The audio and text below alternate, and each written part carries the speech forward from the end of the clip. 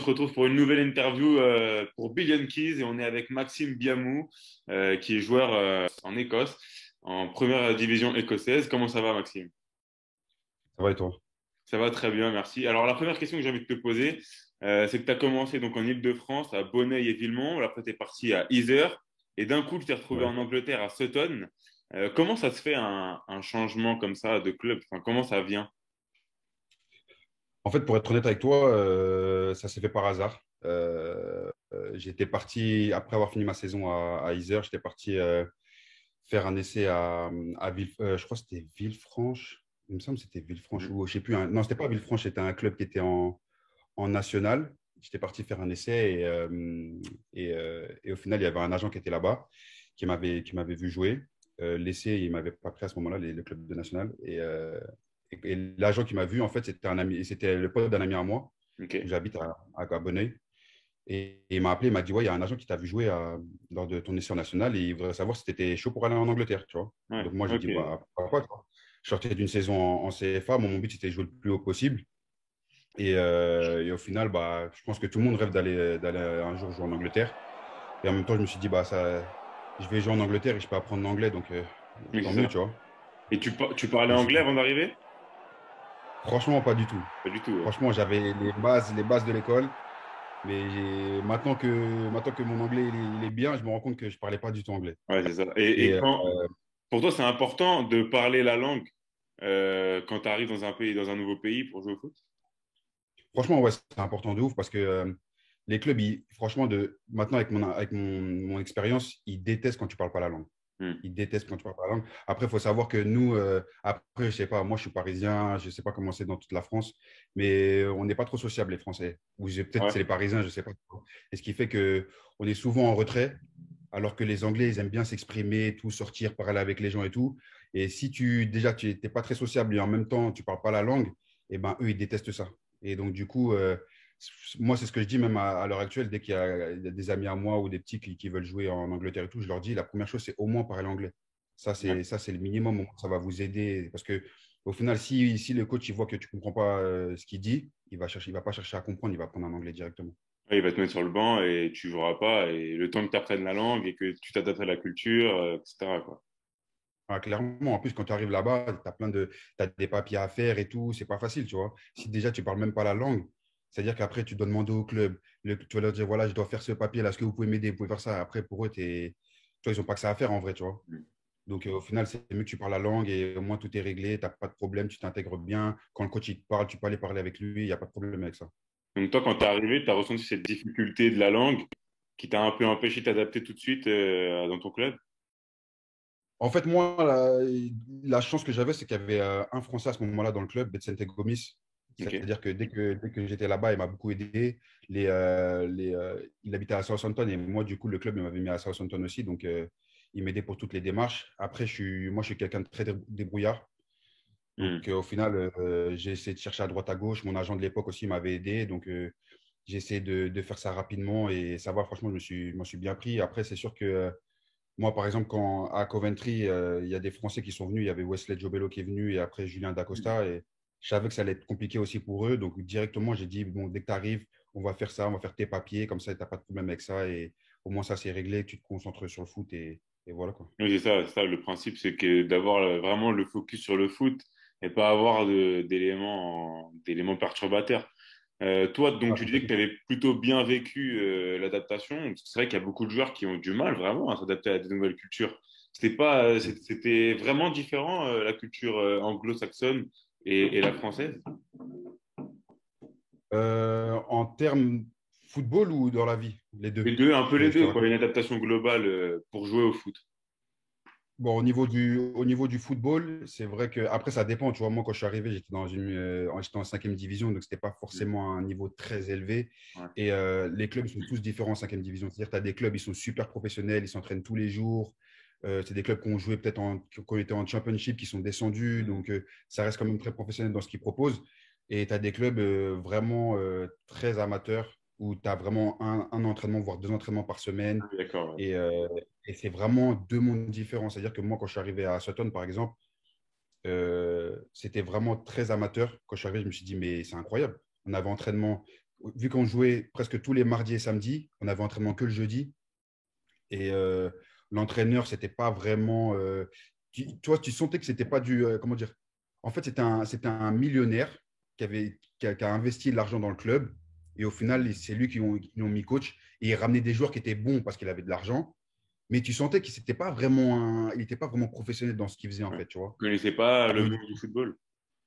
voilà, tu vois. Donc, du coup, c'était même à la fin des matchs, c'est pas comme en France, tu vois. Nous, en France, on est là, on va discuter, après, on rentre chez nous. Nanana. Là, ça va commencer à boire des bières, ça va commencer à rigoler. Tu vois ce que je veux dire? C'est Ouais. différent. Et donc, là, tu as cette culture-là qui est différente, mais ça reste pas mal, tu vois. Même quand je suis arrivé en 5e division anglaise, tu arrives dans le vestiaire, que ce soit à l'entraînement ou que ce soit en match, juste avant les matchs, tu as la musique à fond, ils s'occupent bien de toi. Tu as à manger de partout, même des bonbons et tout. En France, moi, quand j'étais en CFA, jamais tu vas voir, il n'y avait pas de musique et tout. Après, peut-être que ça a changé avec le temps, parce que ça fait 6 ans que je suis en Angleterre, ça a changé peut-être en France. Et moi, quand j'étais en CFA, je sais que dans les clubs pro, Ligue 1, Ligue 2, il y a de la musique, mais moi, par exemple, en CFA, il n'y avait pas du tout de musique. Donc, c'était complètement différent. Après, au niveau du foot, c'est vrai que je pense qu'en France, c'est un peu plus technique Mhm. par rapport à l'Angleterre. Après, la différence, c'est que vraiment en Angleterre, c'est au niveau de l'intensité. Ouais, Et je pense qu'il y physique. a il y a aussi l'arbitrage qui fait ça parce que l'arbitre, il ne sait pas beaucoup les fautes en Angleterre, ce qui fait qu'il n'y a pas beaucoup de temps d'arrêt. Hmm. Et c'est pour ça que le jeu, il est vraiment intensif, ça ne s'arrête jamais, tu n'as pas le temps de souffler, tu utilises beaucoup tes mains. Ouais. En France, dès que tu touches quelqu'un, l'arbitre il va siffler faute, Mhm. alors qu'ici, si vous deux vous accrochez, même il voit que tu tires le maillot, si les deux s'accrochent, il n'y a pas de problème, ça joue, c'est football, tu Oui, vois. c'est ça, c'est ça. Donc, ce qui fait que dès que je suis arrivé le premier match, j'ai commencé à. Bah, moi, je ne touchais pas les joueurs, j'essayais de jouer un peu à la française et je me faisais bousculer dans tous les sens. Et moi, j'allais voir l'arbitre, je disais en gros, il y a faute là. Et lui, il me disait, non, non, continue de jouer. Et le coach, il me criait dessus, il me dit, mais qu'est-ce que tu fais? Utilise tes mains et tout. Et donc, après, la chance que j'ai eue, c'est que je me suis adapté très vite. Et Hmm. c'est là après, que j'ai commencé à m'habituer. Mais c'est vrai que c'est deux footballs différents. Après, c'est vrai que, comme je dis, quand tu montes de niveau, ça change en fait, tu vois. Ouais. Maintenant, les clubs, ils ont tendance, tu vois, en Angleterre, tu as des entraîneurs comme Klopp, comme Guardiola, ce qui Hmm. fait que les clubs, plus tu montes de niveau, plus tu sens que tactiquement, c'est meilleur. J'ai Ouais. appris énormément de choses en Angleterre que je n'avais pas appris en France, donc tu vois, tant mieux, donc ça Ouais, change. il y a deux manières d'apprendre le football, quoi. Voilà. On a une question aussi sur la préparation physique. Ouais. En France, on a un peu l'impression que la préparation physique en été, elle est moins intense qu'en Angleterre, enfin même qu'en Grande-Bretagne plus généralement. Bah, tu vois, pareil, là, ça change. Ça change. Moi, par exemple, mes pré-saisons, elles ont toujours été plus dures en France qu'en Angleterre. Ouais. Ah ouais, d'accord. Ouais. Parce qu'en France, je me rappelle en pré-saison, tu avais un jour, tu mettais que tes running, tu allais courir dans la forêt, tu faisais des trucs de longue distance, tu courais des 45 minutes, 2 fois 20 minutes, c'était des trucs longue distance.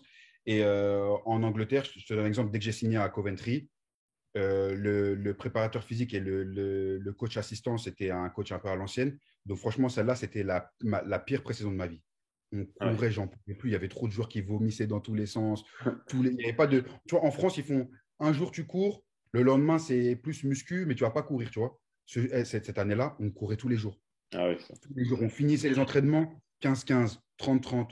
Des fois, Ah oui. il y avait une espèce de colline, on montait la colline, on descendait. C'était trop. Carrément, je me rappelle, j'ai appelé mon frère, je disais, j'en peux plus, c'est trop. Tous les jours, j'étais sous bain froid. J'en avais marre. Ouais.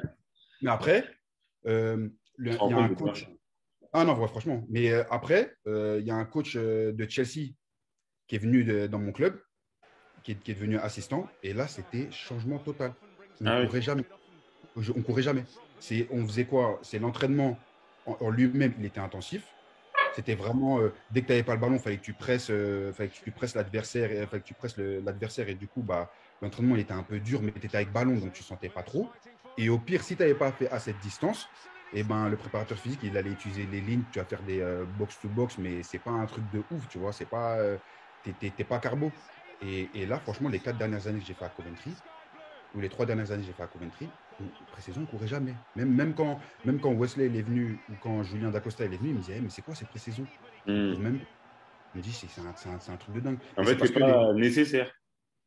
En fait, non, c'est pas que c'est pas nécessaire. C'est nécessaire, mais ça dépend de la façon d'utiliser. Il y a plein de coachs maintenant, les nouveaux coachs surtout, pas les coachs à l'ancienne, les nouveaux coachs, ils ont tendance à suivre certaines, certaines coutures ou cultures de, par exemple, peut-être en Espagne, je ne sais pas, tu vois, où ils préfèrent maintenant utiliser plus faire courir avec ballon, comme ça, psychologiquement, c'est plus facile pour le joueur, tu vois. Et Hmm. je sais que, par exemple, nous, c'est le fait que l'assistant coach de Chelsea soit venu pour nous montrer ça, mais c'est parce que lui, il a bossé à Chelsea, il a bossé avec, je me rappelle, c'était Conte à cette époque-là, Mhm. le coach.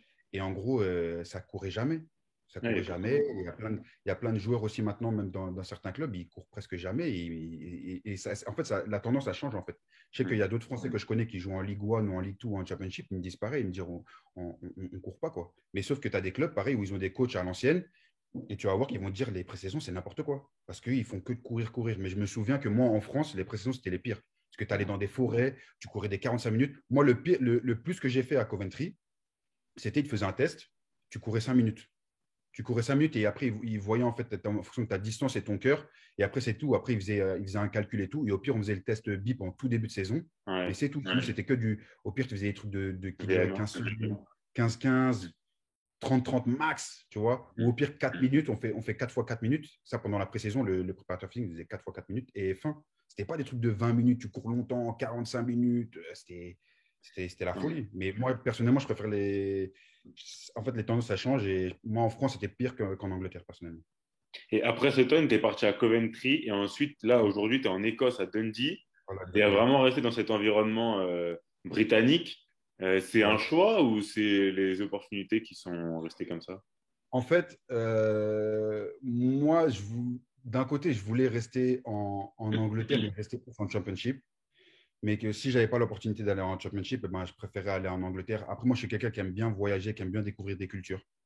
Ok. Donc, partir dans un autre pays, moi, j'aurais kiffé, tu vois. C'était soit je choisissais une division que j'aime, par exemple Championship, et je vais en Championship et je suis content, ou sinon je découvre un autre pays. C'est-à-dire que j'aurais pu très bien aller au Japon, en Corée, j'aurais pu Mhm. aller n'importe où, franchement. Et tant que je découvre, en fait, j'aurais kiffé, tu vois. Mais il faut que je m'y retrouve aussi Ouais, footballistique. sportivement et financièrement, tu vois.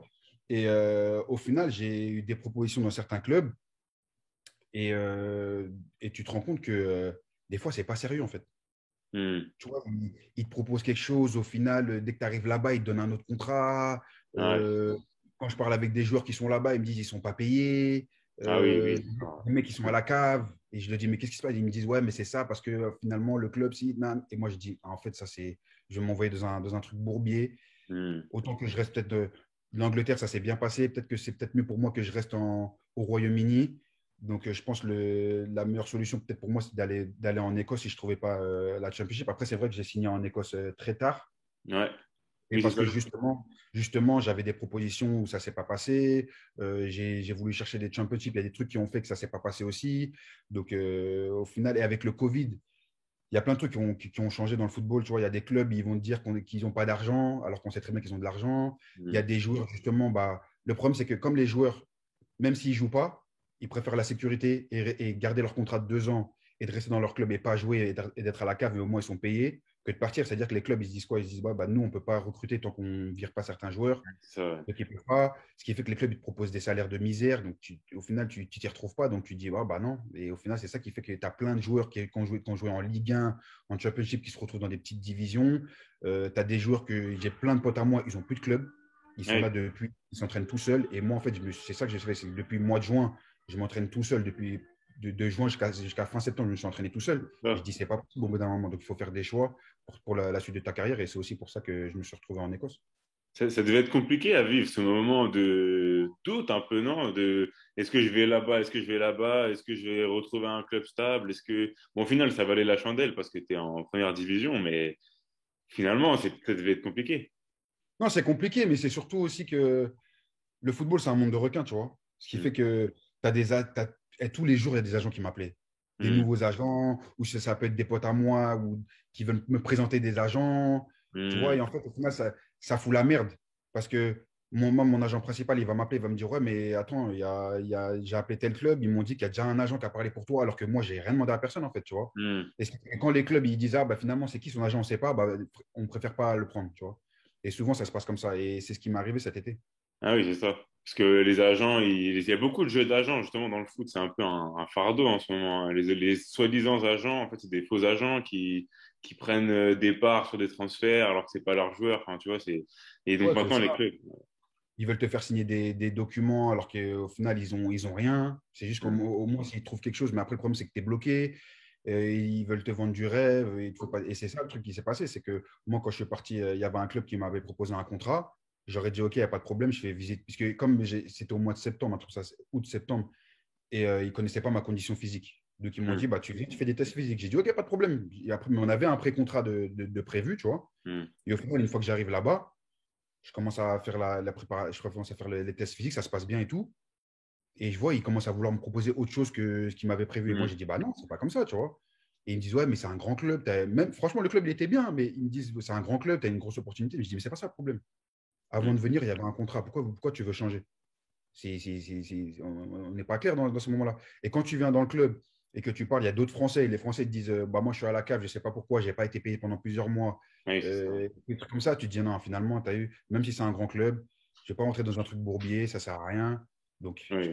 j'ai préféré dire non directement, parce que si à peine, j'ai même pas encore signé, Il y a déjà des c'est pas problèmes. clair, Mm. je dis, ça va être comment quand, le jour où je vais signer. Donc, tu sais, je préfère même pas signer. Ouais, au final, bah, c'est une bonne chose. Tu es en première division écossaise.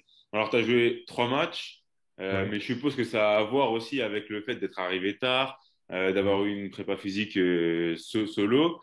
Et Mm. aujourd'hui, tu te sens de plus en plus dans le club. Et quels sont tes objectifs un peu à venir là pour cette saison?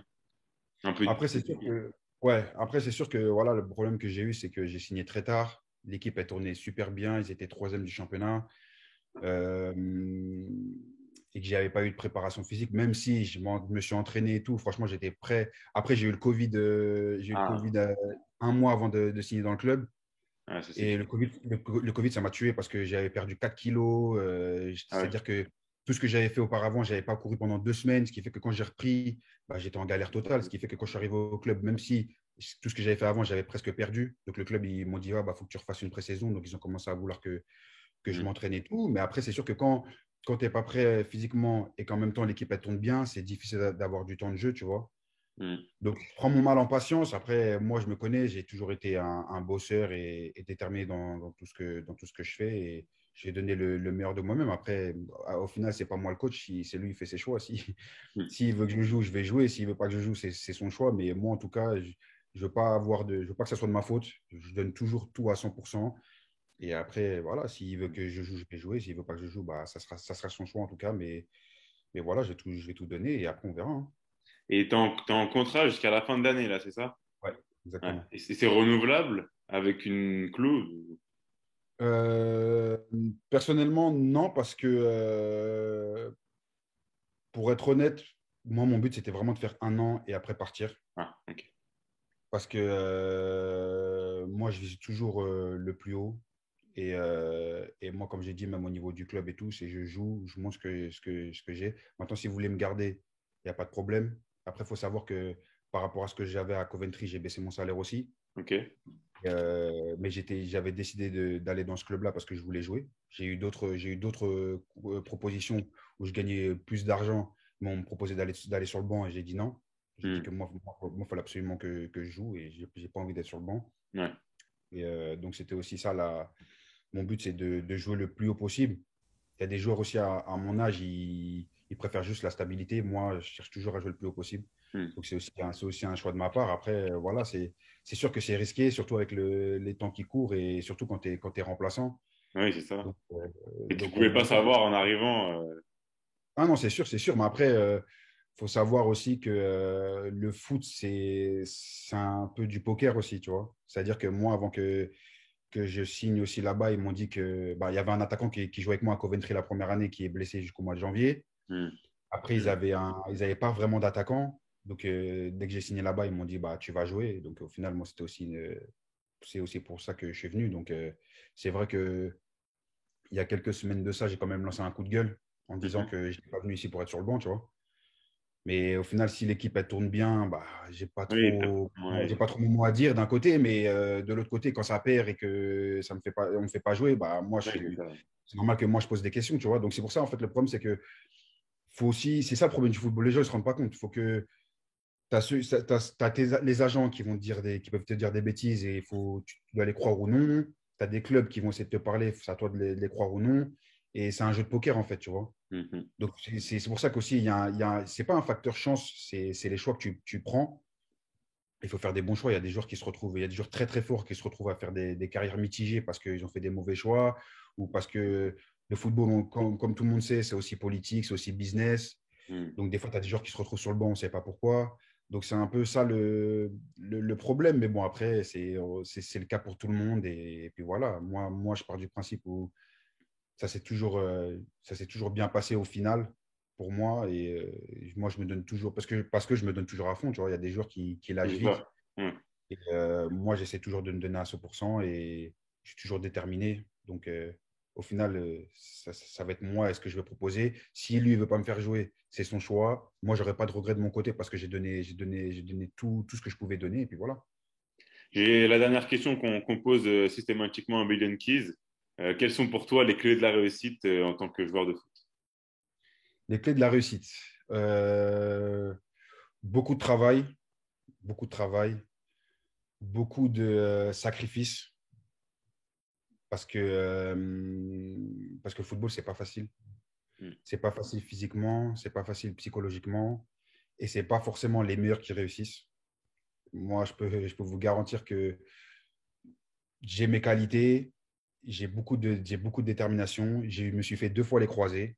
Ah ouais, Donc, ouais, ouais. tu vois, j'ai arrêté le foot pendant longtemps. Quand je suis rentré à la fac, j'ai arrêté le foot 3 ans. Au total, j'ai arrêté le foot 5 ans. Mhm.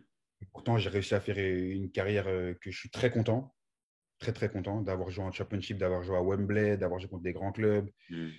Donc, c'est beaucoup de détermination, beaucoup de motivation, beaucoup de travail. C'est dur. Faut toujours se dire, c'est dur, mais ça en vaut la peine. Mais c'est dur pendant 10 12 ans de ta vie, tu vois.